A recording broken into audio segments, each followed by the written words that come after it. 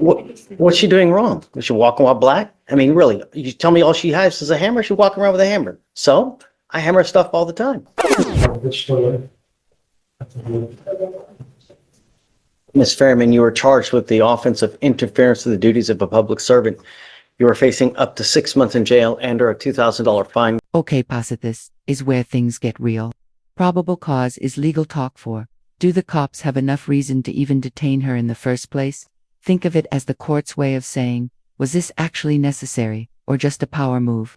Keep that in mind as the story unfolds. We are going to do probable cause. You have the right to remain silent. Anything you say can or will be used against you. You have the right to have an attorney present. If you cannot afford one, one will be appointed to you, ma'am. Yes, Judge.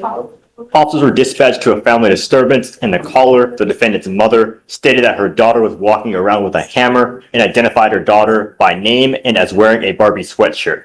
In transit to the scene, the officers observed the defendant's prior mugshot and arrived and observed the defendant recognized by description and that mugshot. The defendant walked towards the officer, and the officers told her to stop, but she ignored them. She had her arms tucked into her sweatshirt, so they were not visible to the officers. The defendant attempted to walk. So let me get this straight. She had a hammer, ignored police commands, tucked her hands under her. Yes, that looks suspicious. But is it enough for a criminal charge? Here's the twist. Just having something isn't the same as using it as a threat. What do you think? Was this a safety precaution or an overreaction?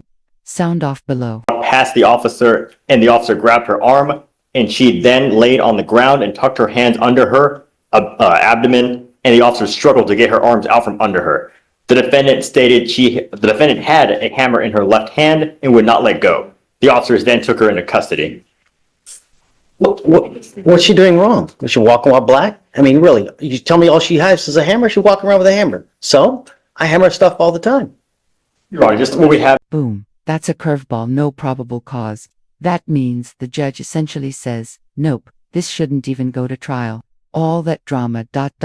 and legally, it doesn't stick. This is where courtroom decisions can surprise you and why understanding the law matters more than ever. Because there was a family disturbance, there was a description of her with the hammer, and she walked towards the officer, and the officer just told her to stop. I mean, there's nothing. She's not doing anything. No one says that she's doing anything menacing with the hammer. She's walking with a hammer. I hang stuff on my house all the time. Furthermore, Your Honor, there is more in the DIMS that, in the complete DIMS, it says the complainant's defendant's mother identified her and said that the defendant's brother had taken a blue speaker which upset the defendant. So the defendant went outside and kicked some trash cans over and pacing around a neighbor's vehicle holding a hammer. The complainant advised she was afraid of the defendant. So, yes, Judge. I'm with you. Don't worry about it. I'm going to find no probable cause. Just hang tight with me for a second, okay? Good, Judge. Please. Just, yeah, take a seat with me. Hang tight, please.